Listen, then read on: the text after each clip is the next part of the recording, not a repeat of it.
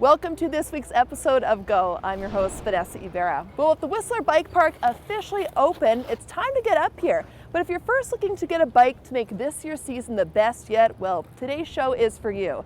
Today we're going to be heading to a bike shop here in Whistler to tell you what to look for if you're in the market for some new wheels. Also, we're heading up to Pemberton to hit the water with Canoe, Kayak Canada, and we'll give you some tips on how to pollinate your garden and make it flourish this year. So let's go.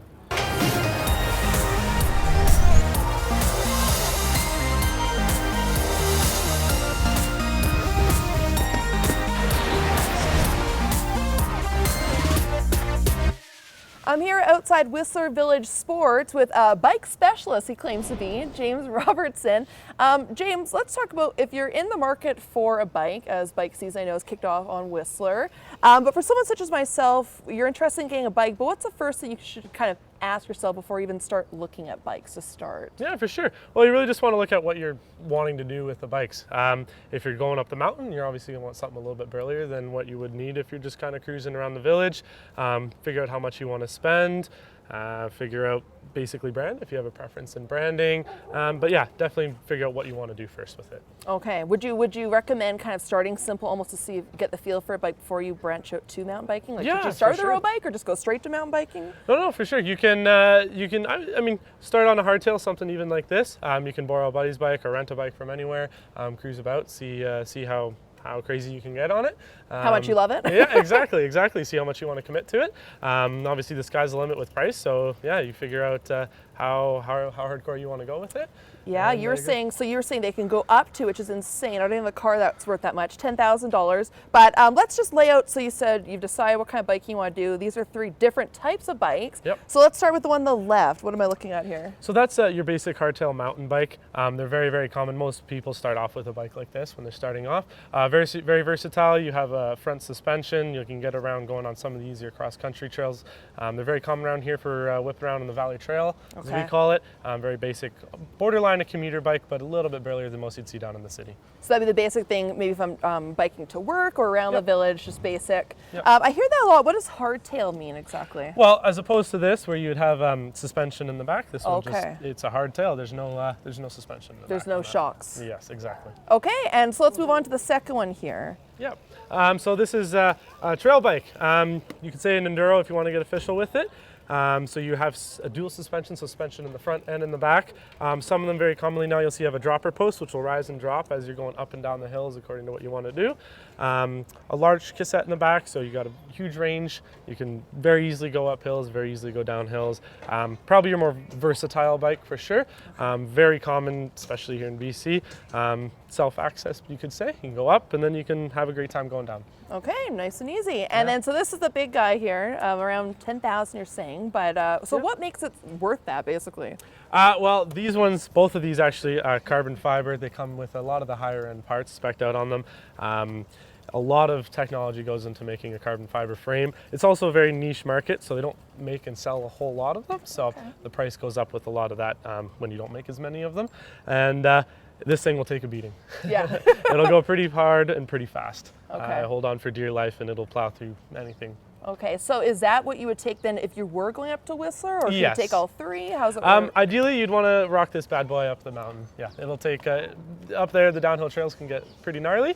Something like this will deal with it very well. Will work well, okay. And then how long do bikes usually last? Like you said, if you're fairly new, I would think, say I'm using it once or twice a week, how much life expectancy can you expect to get out of them? According to how much you maintain it, right? I mean, the more you maintain it, the longer it's going to last.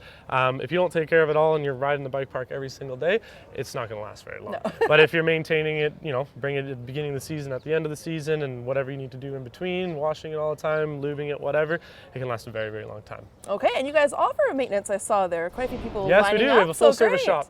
Okay, we'll talk more with James later on what to check if you're taking out your bike to start the season again. Maybe shocks and tires and all that kind of stuff. So we'll talk to him a little bit. Let's throw to our first story here, though, and head to Whistler Secondary, where a group of Aboriginal students are bringing new meaning to raising awareness.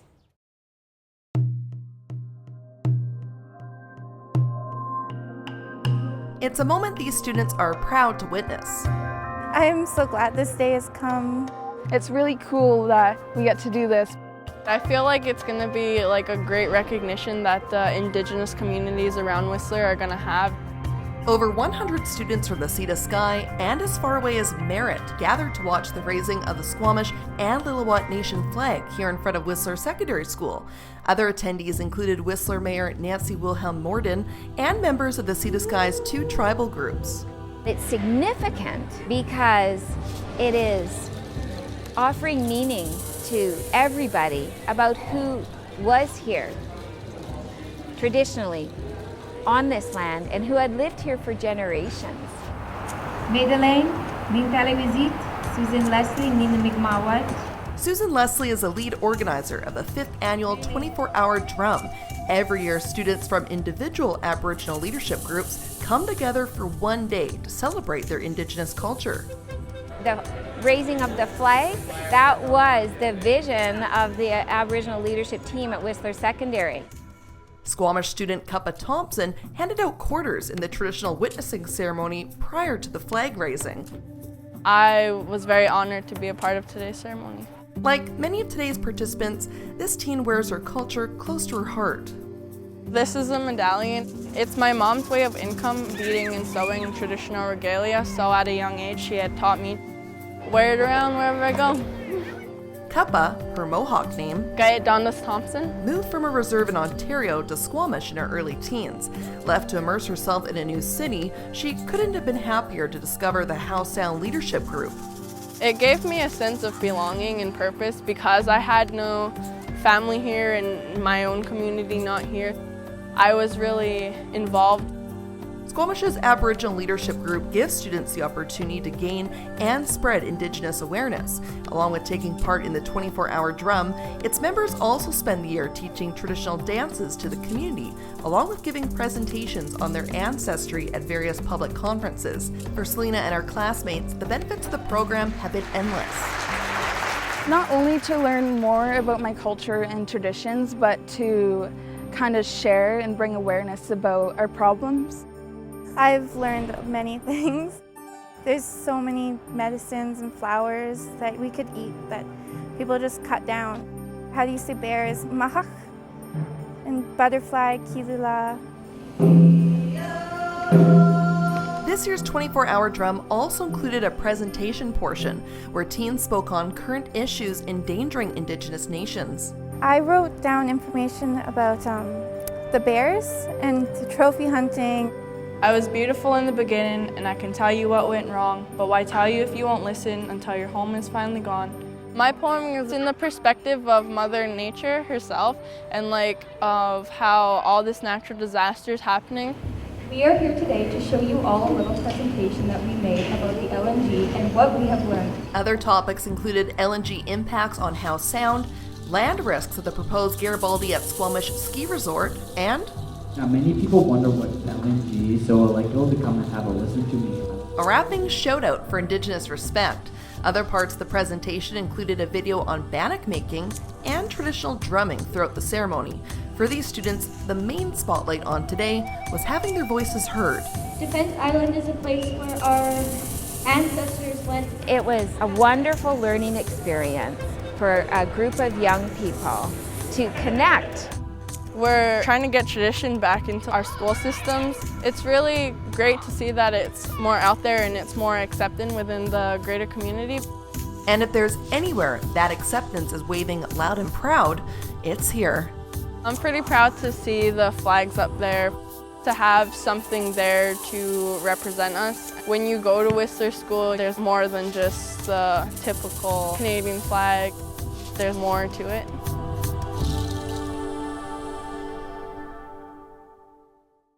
Over 3,500 Squamish Nation members live along the Sea to Sky, all the way from north of Howe Sound to North Vancouver. So if you'd like to see more videos the group has done throughout the year, just visit the School District 48 website.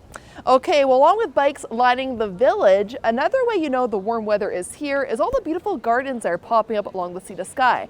But if you're having trouble getting your garden to flourish or just looking to enhance it, look no further than bees. That's right, we may swat them away the rest of the time, but as we find out from one gardening expert, luring them to your garden can actually reap big rewards.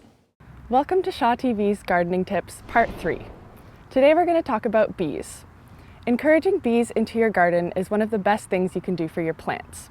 Bees increase pollination and can increase the amount of vegetables and fruits your plants produce. One way to attract bees to your garden is to make sure there's lots to eat at all times. And bees eat pollen and nectar from flowers, so it's important to have lots of flowers flowering at all times in your garden. Today we're going to plant some wildflower seeds. This is just a mix of native flowering plants from the area. You can pick them up from garden stores or online. They're a great blend because they have flowers that bloom continuously all throughout the season. And that's really important because bees like to eat all throughout the season as well. Wildflower seeds can be planted all throughout the summer and spring and fall. If you plant them in the fall, they'll overwinter and come up in the spring for you. They're one of the easiest things to plant. All you have to do is sprinkle them all in the soil, scratch them in, and make sure they're well watered until they sprout. Now that you've planted wildflower seeds from your garden, let's find out how you can make a mason bee house to encourage bees to actually nest in your garden. Mason bees are a great type of bee to attract to your garden because they're active in early spring when many fruit trees are flowering. They're also really easy to welcome into your garden by providing nest sites for them. For example, they love nesting in hollow bamboo tubes. I think it's because they're very structural and strong and they provide a very safe nesting place for them. Essentially, a mason bee house can be just a bundle of hollow stems and tubes. Here we've cut up bamboo that is hollow in the middle, and it's important that you cut the stems so that one side is open. There's an open hole on one end, but the other end is closed with the node, that kind of wall in the middle of the bamboo. So once you've cut up your bamboo stems, you want a nice variety of diameters of holes because bees come in different sizes, so they like different sized homes.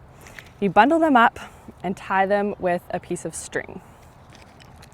You can also use elastic bands or shove all the tubes into a can or a juice container or something else that will keep them bundled together for the season. So you probably want to get this nice and tight so that the stems don't fall out. But once you've bundled up your stems, you can hang them on a garden shed, on a fence post, on the side of your house, anywhere that is a little bit sheltered from the rain and the wind. And you can hang it up in early spring or any time of year really. And any bees that are active during that time will find your stems, lay their eggs in there, and the babies will develop over the season and emerge the following spring and summer. So let's hang this one up and we'll see who finds it.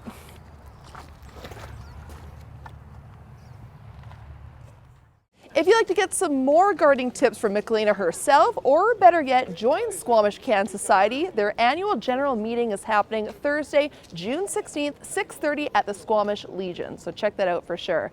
All right, well, stick around because when we come back, we'll tell you how to get your bike nice and prepped for bike season. Also coming up, it's an amazing facility. It's the only artificial whitewater course in Canada. Cold but worth it. Meet some of Canada's best kayakers battling to make it to the top in Pemberton.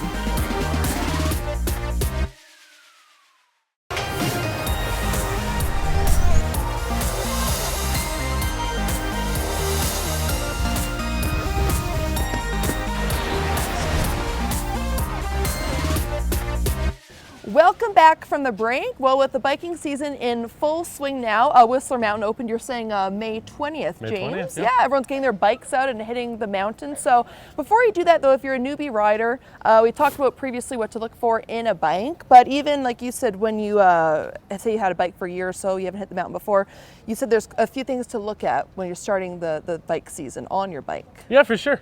When you start pulling your bike out from the winter, some things can go wrong over the course of the winter. You want to make sure everything's running good. Obviously, probably most importantly is going to be your brakes. You want to make sure that they're running pretty good. You're not pulling your lever all the way into the bar. You can actually stop on it. Everything's running good there. Yeah, First and that foremost. is very important. Along with that, your tires as well. If you have no tread on it, especially if it's raining, you're not going to stop very well as well. You're not going to have any grip.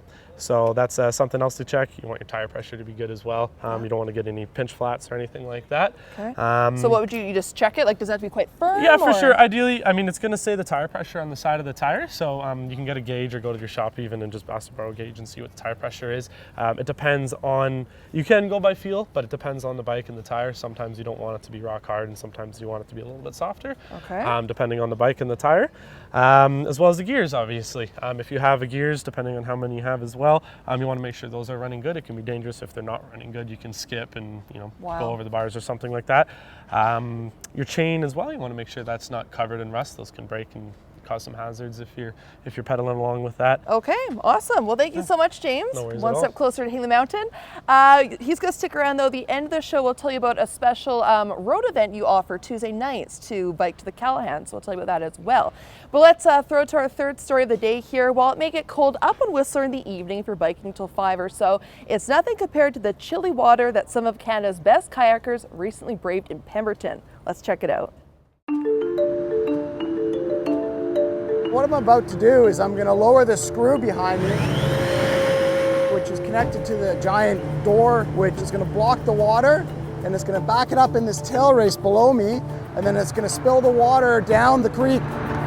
Just outside of Pemberton lies a truly one-of-a-kind structure. It's an amazing facility. It's the only artificial whitewater course in Canada. Here at the Interjex power plant, the water traditionally spews out of the plant and into the Rutherford Creek. By diverting the outflow to this empty rock bed beside it, Canoe Kayak Canada members and engineers have managed to build their very own man-made creek that they've been using to hold solemn team trials for 3 years now in Pemberton.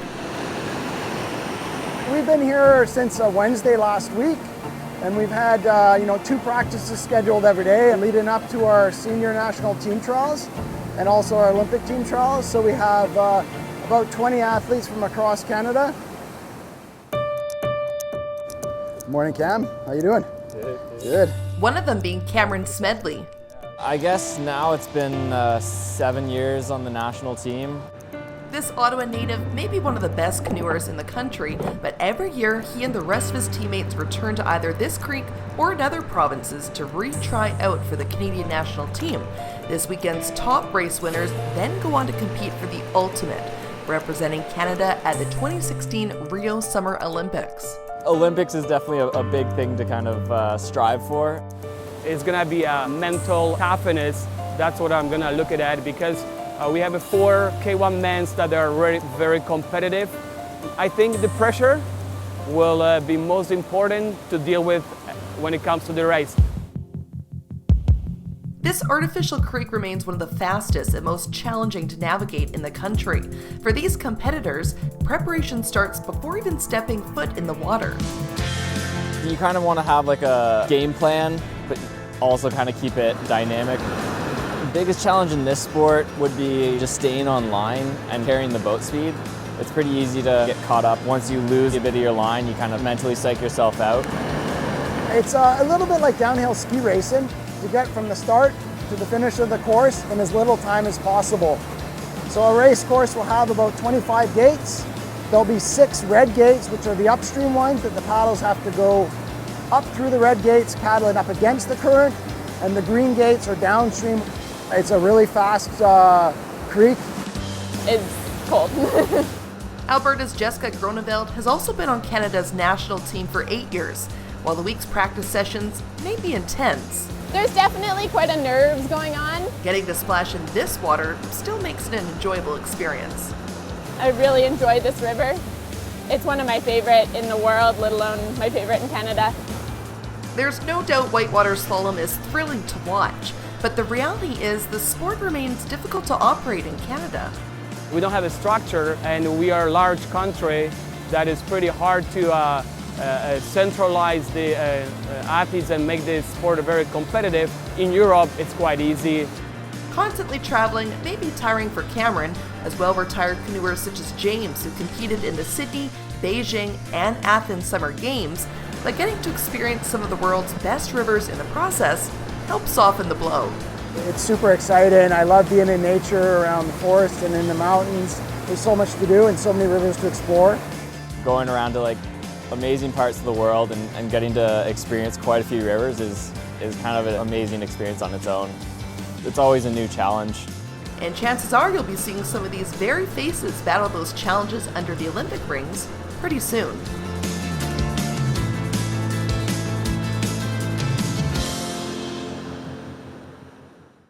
Ottawa's Michael Taylor came away the clear winner of the weekend's team trials, winning all 4 of his runs, and Cameron Smedley wasn't far behind. He also won 3 out of 4. So good for you guys, and like I said, I'm sure we'll see you soon in the Olympic races. All right, well, speaking of canoeing, that's just one of the many things you can do at Easter Seals camps. We sat down with one of the organization's representatives to talk about how you can help send BC's disabled kids to camp in Squamish. Well, with summer just around the corner, 3 weeks or so, that means Easter Seals camps are also starting up pretty soon. So here to talk more about those camps is Nurm Blatchford with Easter Seals. Thanks for joining me, first of all. Oh, my pleasure. Thanks for inviting us. Made the trek up to Squamish, not bad? Not bad. It's a nice sunny day. Yeah, good place to escape. So before we get into the camps and everything, if people don't know, what exactly is Easter Seals? We hear about it so much, a nonprofit, but what's it all about? Easter Seals, we've been around since 1955, and we actually provide 2 major services. The Easter Seal camps that you spoke about, there's 3 camps. One in Squamish, obviously, one in Shawnigan, and one in Winfield. And it's for kids with disabilities to come from BC or Yukon, and they can come for a full week. Then we also have the Easter Seal House, which a lot of people don't necessarily know about. It's kind of like the secret of Vancouver. It's a place where families from outside of the Lower Mainland who need to come down for medical attention can come and stay for as little as $20 a night. We give them their private suite, own kitchenette, and private bathroom, and they're able to go to their appointments.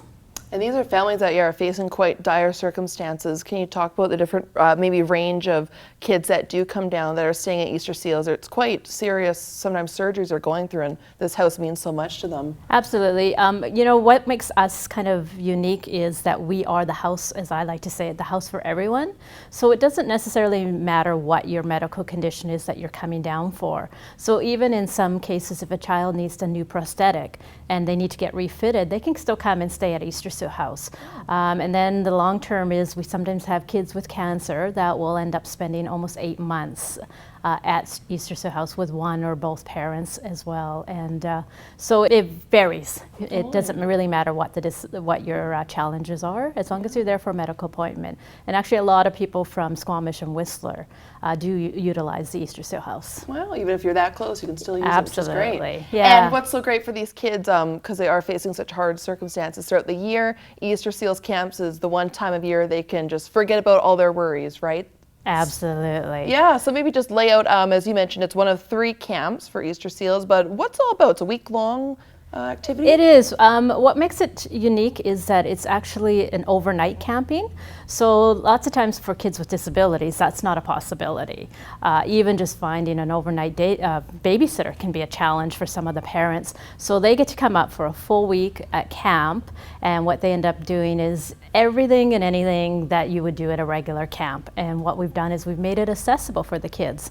So we'll take a child out of a wheelchair, we'll put them up on a climbing wall, we'll get them into a swimming pool, we'll get them into canoes, and of course, can't have camp without pranks. Yeah. So I'm sure you don't do any of those. Yeah. We don't even have to initiate that or teach them that. Somehow they just come in knowing all that. And the other big part of camp is it's really a week of respite for the parents. So if you imagine if you have a child with a disability who you're watching and taking care of 24 hours a day, here's 1 week where you can send your kid up and not have to worry because we've got medical care for them. The camp counselors are trained onto dealing with different disabilities.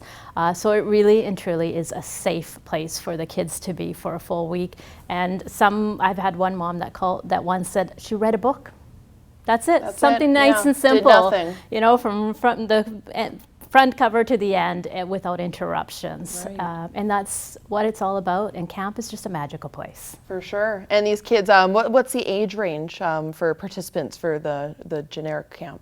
They can start as young as age 8 and go up till they're 18.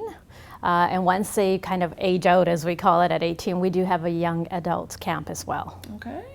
And some amazing activities, as you're mentioning. So there's sports, they do art. We've got some of their artwork here as well, the kids do. Yeah, what do you think it means for these kids to just get a break from their everyday life? Like, how significant is it for them, these memories? It's huge, and I know that firsthand because I've been around for 10 years and I've gotten to meet the kids and get to know them personally. I've heard kids that have actually said it's better than Disneyland. The kids really, really need it. It's a place where they can just be themselves. Disabilities don't count. There is no disability at camp. It's all about abilities. And it's neat. We actually took a trip together. We're going to give some inside information to the Yukon about a month or so ago, but it was neat to meet one boy, Lucas, in a wheelchair. But he was mentioning it's a chance for them. Some of these kids, it's the first time they've ever met another kid with their condition, which is amazing and hard to believe. Yeah, but how nice for them. It is. It's also where they make friends, lifelong friendships. And thanks to social media now, they can stay in touch. They don't have to live in the same city. They can stay in touch with each other. Peer-to-peer support is huge for the kids. To have somebody that you can actually call on to ask, hey, I'm in this situation, what should I do? You know, can you help me with my challenges and stuff? And who better to answer it than somebody who's already been through it? For sure. And it's completely non-profit, Easter Seals. For the most part, you get the money for the camps through, I know, charity donations. You also do events throughout the year. Shaw TV has been involved in a few of those. We do the rappelling, which I haven't done yet, but I'm hoping soon down the... We can make that happen today. I can sign you up. Yeah. But tell us a bit more. Also, Woman to Warrior, I took part. You have for many years at Swung Stadium to raise money. But let's talk about one coming up on June 11th. You mentioned the Easter Seals Camp Challenge. People can sign up for, and all that money goes towards the camps. Yes, it's a lot of fun. If you want to just think of it as an adult sports day, is probably the best way to do it. Think about it.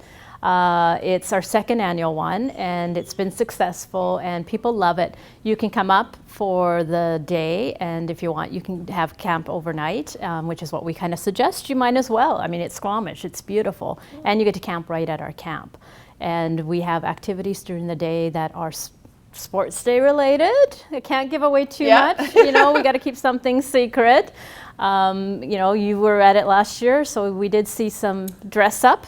And I definitely always recommend bring your camera, because there's going to be the costumes are the best part. Photo opportunities. Yeah. It's just an opportunity to be silly. Be silly, get out of your shells, come up, have some fun. You're raising funds to send kids with disabilities to camp, and you're at a beautiful facility. You can't beat it. That you can't beat the scenery. Yeah. The scenery itself is worth everything, I think, alone. And if people do want to take part in the Camp Challenge you mentioned, there's still time. Again, it happens June 11th, but how do people go about that? Very easy. All you got to do is register online at eastersealscampchallenge.com. It's a minimum of $100 to raise per person, and bring out your team and just be prepared to have fun. Okay, should be a good time. And again, if you want to perhaps your child take part in the Easter Seals camp, that's July and August they're running. They run every year, so maybe we'll throw up the link on the bottom of the screen for that as well. Perfect. Okay, well thanks for joining me, Nirm. Oh, thank you so much. Appreciate it. That Yukon trip that I mentioned in that interview that Nirm and me recently took, we produced 3 stories on Easter Seals families and how they've benefited from the company. So if you want to check those out, it will air in December in Shaw TV's Timmy's Telethon. So check that out. All right, well, James, I think we've talked about pretty much everything for the beginner, for biking. You mentioned you're open 9 to 9. Yes, People want to come and buy a bike or try them out. Tell us about your rental service you offer, which is great. Yeah, for sure. We have a full range of bikes to rent from. We have the downhill bikes, trail bikes, and the hardtails as well. We even do road bikes for anyone that wants to come here and explore some of the hills. Yeah, we rent everything out. We can always help you out with it. Awesome. And also, there's so many biking events throughout Whistler, but you offer one you mentioned on Tuesday nights. Yep. Yeah. For sure. So we're one of the more predominant road cycling shops in town. So the Whistler Cycling Club holds an event through the shop. We meet out front here every Tuesday night, and they go out down to the Callahan, and they're welcome to bring on some new riders if you guys want to come explore. They do 2 groups, so you don't have to be intimidated if you're not the fastest rider in the world. And they end the night with a beer, so there's some incentive, right? Yes, exactly. Exactly. All right, well, thanks for joining me. Appreciate Thank you. it. All right, well, that's our show for today. Also send us your pictures of biking on Whistler Mountain, also around the village. You can reach out to us on Twitter and on Facebook. And we've also done a few biking stories throughout the year as well. So you can check those out on our YouTube channel, and the link is on the bottom of the screen. Until next time, I'm Vanessa Ybarra.